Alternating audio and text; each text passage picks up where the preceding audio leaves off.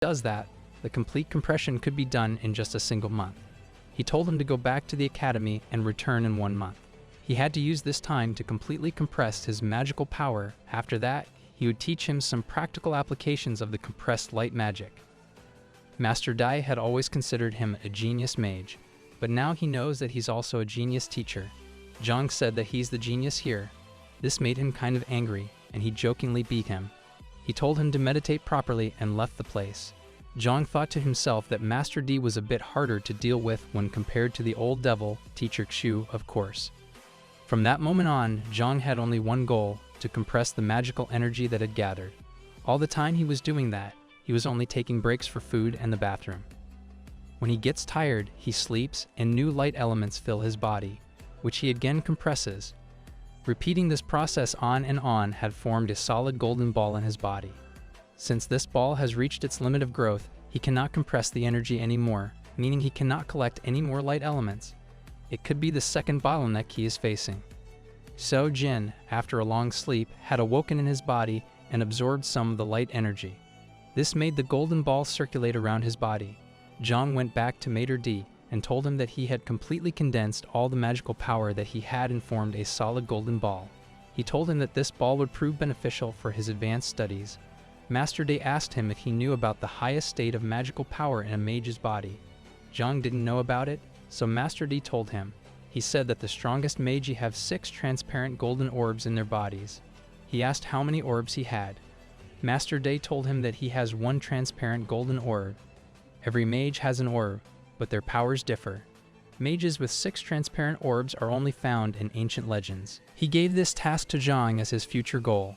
Zhang assured him that he'd achieve this goal. Master Day told him to rest for the day as he'll teach him the use of magic tomorrow, and after that, he'll have to leave so that he can prepare for his final exams.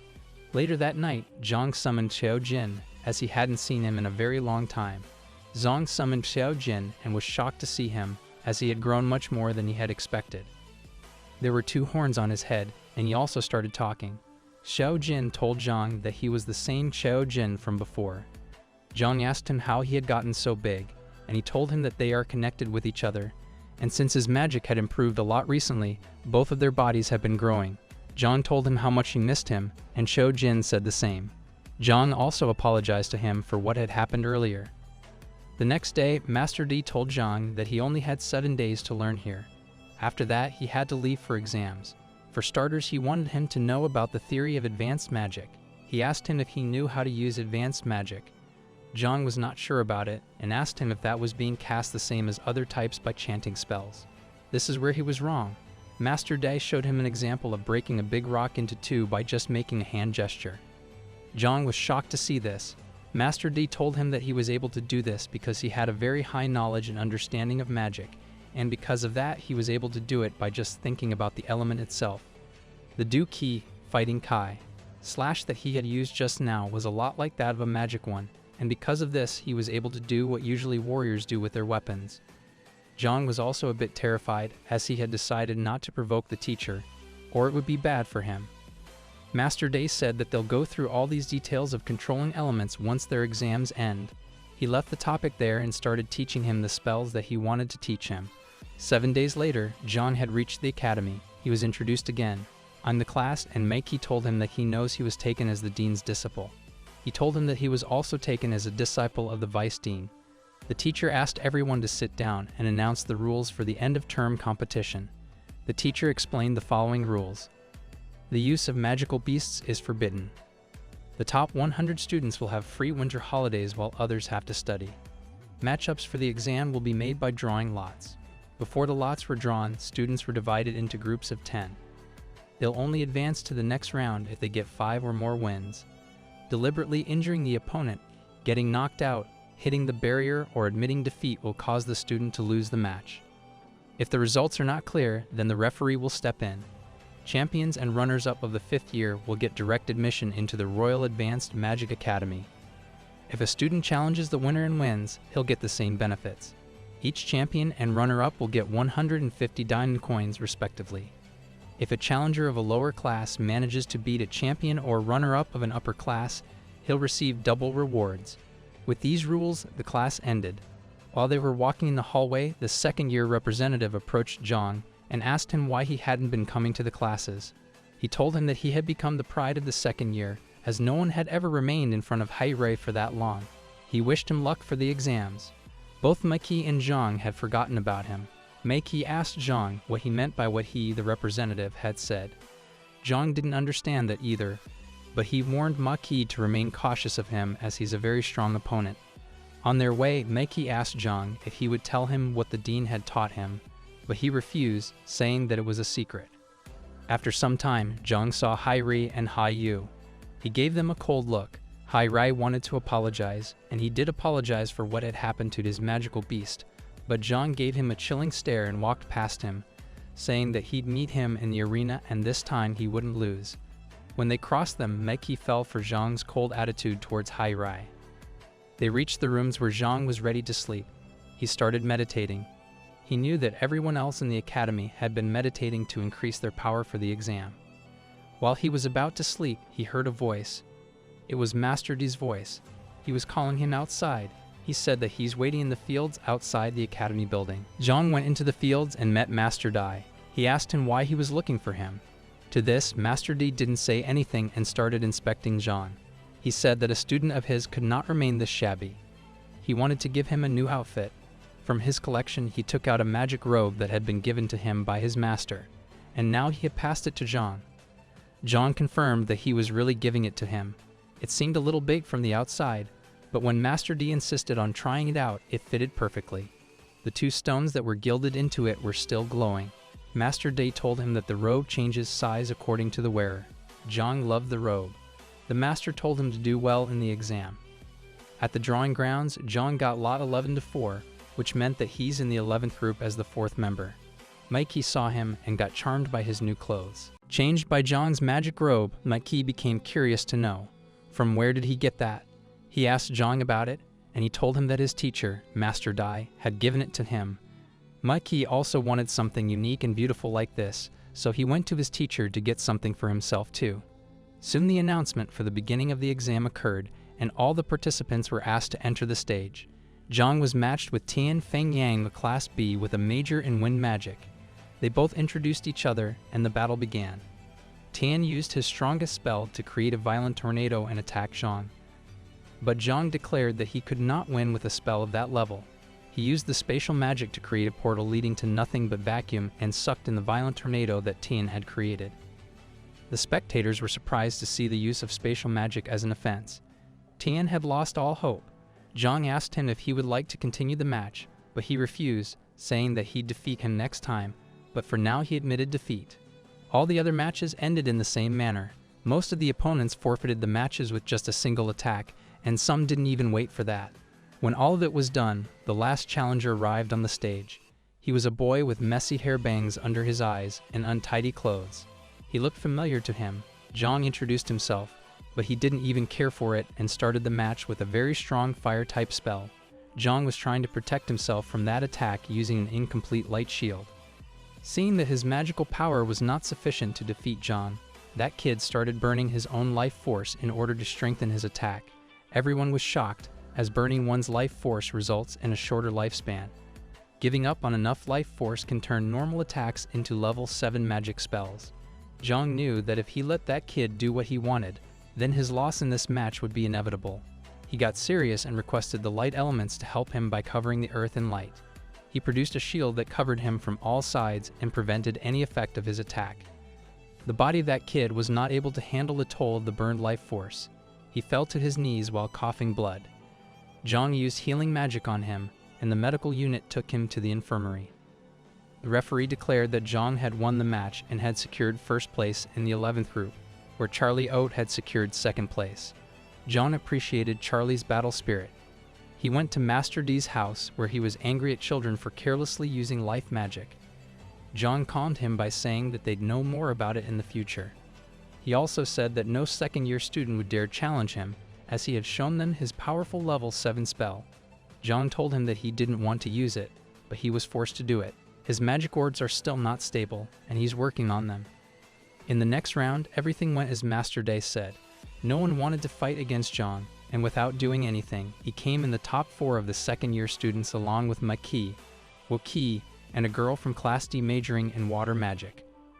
The semifinals were about to begin, and the matchup selected Zhang Gong to fight against Maki. They reached the stage. Maki didn't want to fight Zhang, but since he didn't have any choice, their battle was inevitable. Zhang cheered him up and asked him not to hold anything back. They agreed to this condition, and their battle began. Maki called out all the great fire spirits around him and condensed them to form a fire dragon.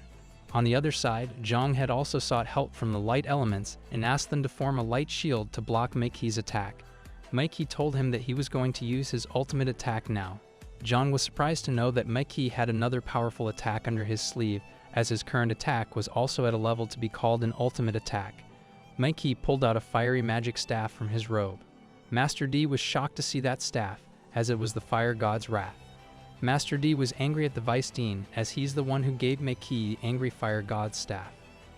It said that he had crossed all the lines by giving a child a weapon like that. The Vice Dean told him that he's not the innocent one here, as he had also given his apprentice the light god's robe. Zhang was sure that a ferocious-looking staff like that must have some magic amplification powers, but the amount of energy Maki was collecting indicated that the attack he was about to perform had no defensive abilities, but only offensive ones. He knew that even in condensed form, Maki's magical energy was comparatively weaker than his pure energy sphere. He was ready to face it, as he had started gathering the light elements from the atmosphere for his last attack, which not only protected him, but also had some offensive abilities. Maki had not expected Zhang to still fight at this point when everyone knew that he was about to lose. Maki angrily attacked him, and Zhang blocked the attack. But this attack was very powerful. Zhang's light shield started breaking. He was trying his hardest to hold back the attack, but was struggling against it.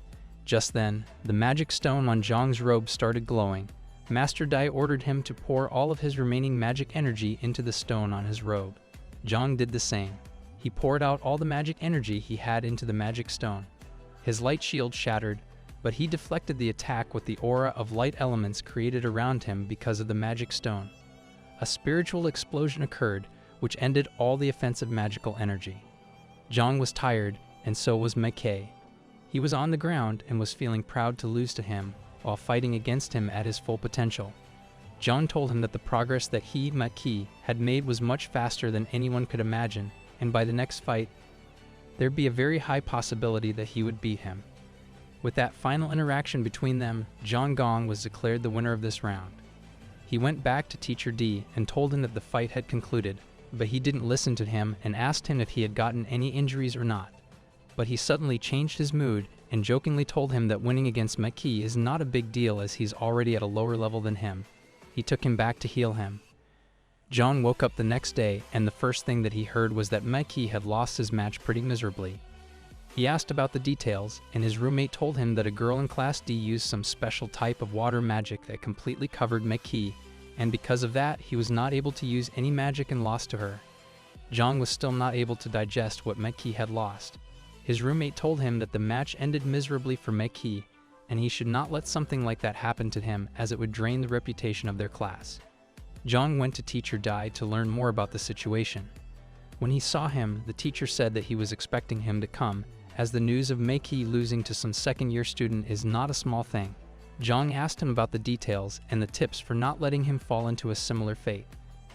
Master Dai suggested that he just surrender in the next match, as fighting against that girl will only mean his sure defeat.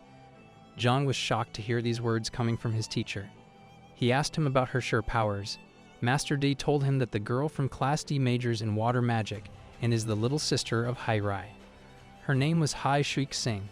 He said that all the major families in the kingdom have some inherited magical abilities. The 3 prominent families, Rai, Yu, and Singh, have this inherited law that only lets one member of their current generation acquire this power.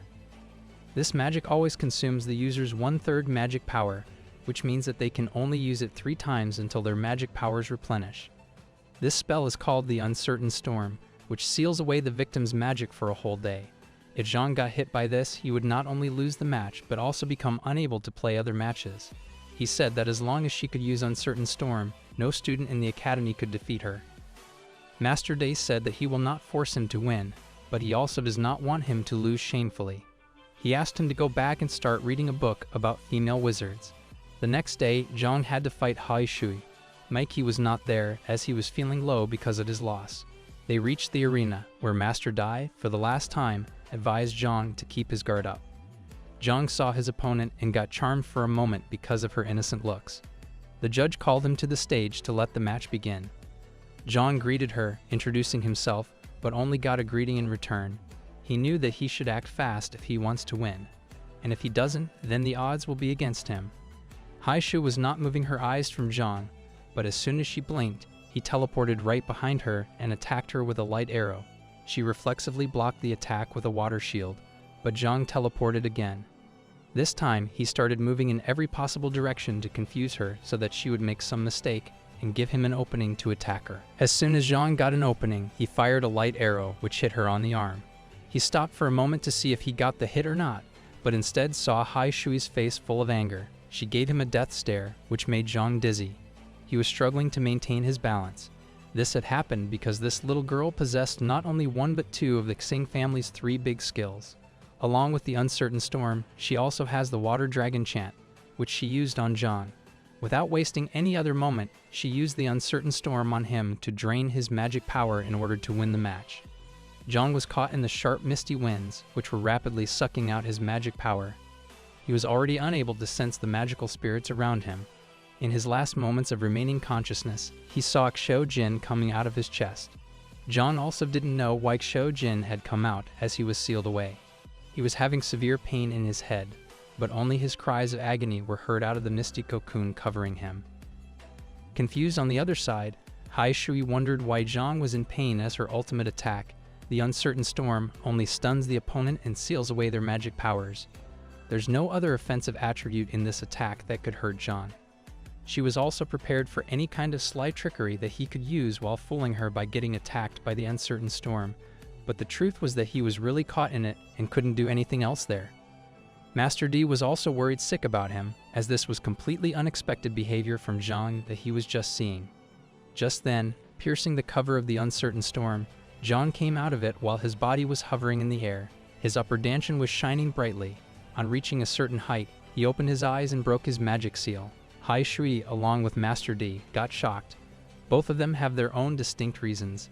Hai Shui didn't expect Zhang to use magic as he got covered by the Uncertain Storm, and Master D was shocked to see Zhang breaking his magic seal, as it's a unique skill that only belongs to the dragon race. The dragons are the strongest creatures on the continent. When they reach adulthood, they become much wiser than humans and are able to use magic as well.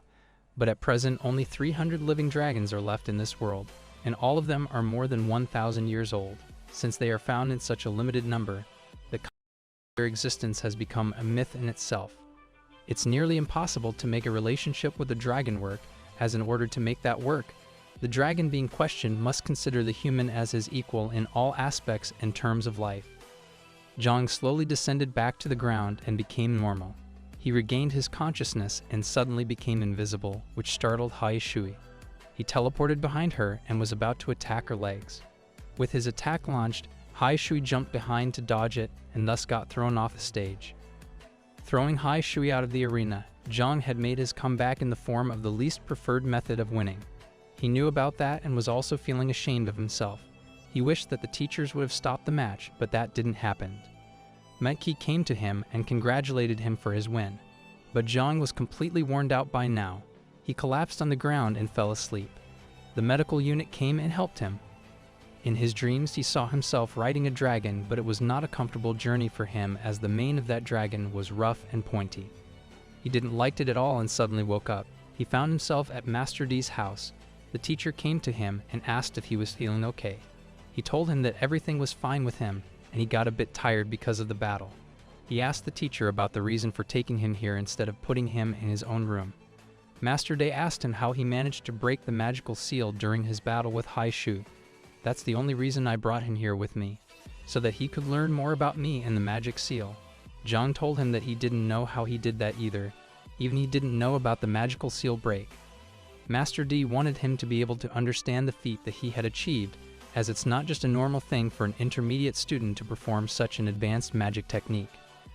Master D told him when he got trapped in the Uncertain Storm, a phenomenon occurred that only happens with those of the Dragon Clan or the people that are affiliated with them. In its physical form, it looks like a halo on the head of the user, and the shining light that appears